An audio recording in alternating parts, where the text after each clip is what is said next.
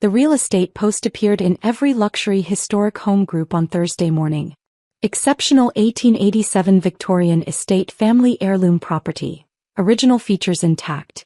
Co-owned by Torres family descendants. $3.4 million. Private showings this weekend. 12 photos of my house. The turret I'd spent $89,000 restoring. The original stained glass windows I'd had authenticated and preserved. The wraparound porch where I drank coffee every morning. Posted by my Uncle Vincent, who managed the family investment portfolio, and had asked for my house key last year to check on things while you're traveling. I was in Boston at a historic preservation conference when my restoration contractor texted the link. Elena, what's this about selling? We're only halfway through the third floor restoration. I clicked through the listing. My stomach dropped with each word. Torres family estate held in family trust since 1952. Current family trustees have voted to sell to fund other investment opportunities. All 7 family members on deed. Unanimous decision to liquidate asset. 7 family members. Unanimous decision. I was the only name on the deed. I'd bought the house in 2018 for $890,000 and spent 6 years and $740,000 restoring it to National Register standards. I called Uncle Vincent. Voicemail. Called my mother. Mom, did you see Vincent's post about selling my house? Oh honey, yes. Isn't it exciting?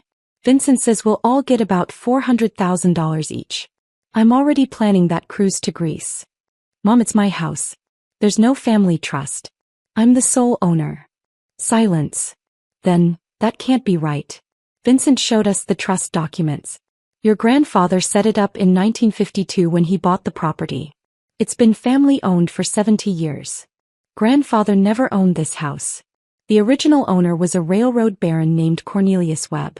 I bought it from his great-grandson's estate in 2018. I have the deed, the purchase agreement, everything. But Vincent said. Vincent is lying. Where is he right now? At your house, I think. He's giving tours this weekend. He said the first buyers are coming Saturday. I booked a flight home, called my attorney, and pulled up the county property records on my laptop. Elena Maria Torres, sole owner, purchased November 2018, recorded deed December 2018. No trust designation, no co-owners, no family claims. Then I called the National Park Service Historic Preservation Office. My house was on the National Register of Historic Places. I'd completed the application myself 2 years ago. Any sale would require disclosure of that status to buyers. Historic preservation, this is Marcus. Marcus, it's Elena Torres. I need to pull all documentation for the Hayes Webb house at 847 Victorian Lane. Your restoration project? Sure, what do you need? Everything. Original landmark application, preservation easement, maintenance records, ownership history. My uncle is trying to sell it and I need proof that he has no legal authority. Trying to sell a National Register property without authorization? Lena, that's really bad. Give me 20 minutes. I landed in San Francisco at 6 p.m. Friday. Drove straight to my house and found Uncle Vincent on my porch with a couple in their 60s, gesturing grandly at my restored gingerbread trim. As you can see, the family has maintained original architectural integrity. All 7 Torres siblings inherited equal shares. We're quite sad to let it go, but sometimes progress requires sacrifice. I climbed out of my car. Vincent, what are you doing? He turned, smile freezing. Elena. What a surprise. I thought you were in Boston until next week. I was. Then I saw you listing my house for sale without my permission. I looked at the couple. I'm Elena Torres. I own this house. Sole owner. Whatever my uncle told you is false. The man frowned. He said this was a family estate sale. That all siblings agreed. There are no siblings on the deed. Just me. I bought this house 6 years ago and I've been restoring it myself. Vincent laughed, forced nervous. Elena, don't confuse our guests with technicalities. The family trust. There is no family trust. I pulled out my phone, showed them the county deed records. See? Elena Maria Torres, sole owner. No trust, no co-owners, no other family members. The woman looked at Vincent. You said you were one of 7 trustees. It's complicated family business. It's not complicated, I said. It's fraud. Vincent doesn't own any part of this property. He has no authority to sell it. The couple left quickly, the man already on his phone, probably calling their attorney. Vincent's smile vanished. You just cost me a $3.4 million sale. You don't have anything to sell. This is my house. It should be the family's house. Grandfather always wanted us to have property together. This would have been perfect. Grandfather died in 1987. This house was privately owned until 2018 when I bought it. He never had anything to do with it. But the trust documents. Show me these trust documents. He hesitated. They're at my attorney's office. No, they're not. Because they don't exist. You made up a family trust to trick buyers into thinking this was a legitimate estate sale. Vincent's face hardened. You're being selfish. The family needs this money. Your mother needs medical care. Your cousins have college tuition. We could all benefit if I just give you my house. The one I've spent $740,000 restoring? The one I've worked 80-hour weeks to afford. You don't need this much house. You live here alone. It's wasteful. It's mine. I bought it, I restored it, I maintained it.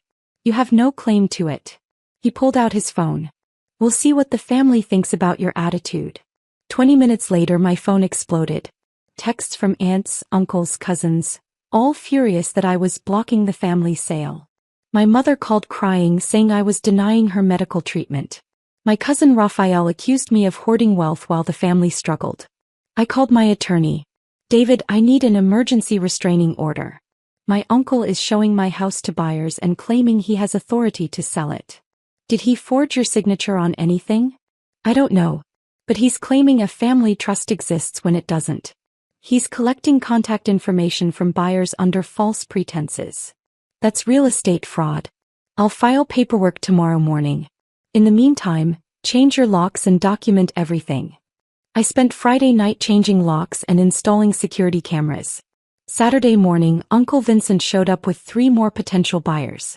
I met them at the gate. This property is not for sale. The person showing it to you has no legal authority to do so. One of the buyers, a sharp-eyed woman in a business suit, looked at Vincent. You said this was an estate sale. That you're one of the trustees. There is no estate, no trust, and no trustees, I said. I'm the sole owner. Here's my ID, here's the deed from county records. If you've paid this man any money, you should demand an immediate refund and contact the police. The woman pulled out her phone, compared my ID to the deed records. Mr. Torres, did you collect a $25,000 deposit from us under false pretenses? Vincent backed toward his car. This is a family misunderstanding. Did you or did you not tell us you had legal authority to sell this property? The family agrees. But you're not on the deed. You don't own it. She looked at me. I'm calling my attorney. And the police. Vincent ran to his car and drove off. The other buyers demanded explanations I couldn't give them. By noon, my phone had 7 voicemails from people claiming they'd given Vincent deposits ranging from $15,000 to $40,000. I called Detective Morrison at the fraud division. I need to report real estate fraud. My uncle has been collecting deposits on my house, claiming he has authority to sell when he doesn't. Morrison arrived that afternoon with a fraud investigator. I showed them everything, the deed, the listing, the messages from angry buyers. How much has he collected? Morrison asked. Based on voicemails, at least $140,000 from 6 different buyers. Jesus. That's organized fraud. How long has this been going on? The listing went up Thursday, but I pulled up the National Register files Marcus had sent me. Wait. Look at this. The file contained my landmark application from 2022. But there was another application underneath it, dated 2009. Filed by Vincent Torres. Claiming to be the owner. Denied because the actual owner at the time was Cornelius Webb's estate. He tried to claim landmark status 14 years ago, I said. For a house he didn't own. Morrison made a note. What else is in that file? I scrolled through. Found 3 more applications over 15 years. All filed by Vincent or other family members. All claiming family trust ownership. All denied because county records showed different owners. They've been trying to establish false ownership for 15 years. I breathed. Applying for landmark status, filing for property tax exemptions, submitting preservation grant applications, all claiming family trust ownership of houses they never owned. The investigator pulled up county records. Elena, your uncle has filed trust claims on 7 different properties in this county. None of them show Torres family ownership in the actual deeds. Morrison looked grim. This is bigger than your house. This is a pattern of real estate fraud going back over a decade. The investigation expanded rapidly. By Monday, detectives had found Vincent had been running a scheme since 2009, identifying historic properties, creating fake family trust documents, filing preservation applications to establish a paper trail of ownership, then attempting to sell when properties came on market or owners died. He'd successfully sold 2 properties that way, collected $1.2 million by convincing buyers he was a legitimate heir selling family estates. The real owners were elderly and confused by the legal paperwork. By the time they realized what happened, Vincent had disappeared with the money. My house was supposed to be his biggest score yet. They arrested Vincent on Tuesday. Fraud charges, 17 counts. Real estate fraud, forgery, grand theft, identity theft, filing false documents with county and federal agencies. My family was devastated and furious with me. Mom called Wednesday. You got your uncle arrested. He's family. How could you? He tried to steal my house and sell it for $3.4 million. He's been running fraud schemes for 15 years. He was trying to help the family. By stealing from elderly homeowners? By forging trust documents? By collecting money from buyers for houses he doesn't own. Everyone makes mistakes. This isn't a mistake, Mom. This is organized crime. He has 17 felony charges. She hung up on me. The prosecution found victims in 4 states. Elderly owners who'd been confused into signing quitclaim deeds. Buyers who'd lost deposits. County agencies that had processed hundreds of fraudulent applications. Vincent pleaded guilty to avoid trial. 12 years federal prison, $3.7 million in restitution. My family blamed me. Said I could have handled it privately instead of destroying Vincent's life. I reminded them Vincent had collected $140,000 in deposits on my house alone. That he'd stolen from 12 other families before mine. They stopped speaking to me anyway. I kept the house. Finished the restoration. Got it fully landmarked properly, in my name only this time. The National Park Service now uses my case in training seminars about fraudulent landmark applications. Always verify ownership independently, they tell new reviewers. Trust documents can be forged. I give tours sometimes showing preservationists what authentic restoration looks like. Someone always asks about the family trust story. I tell them the truth, there never was a family trust. Just a family member who thought history was something you could steal and sell.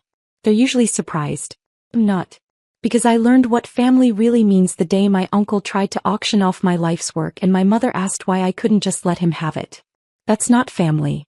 That's just DNA with a for sale sign.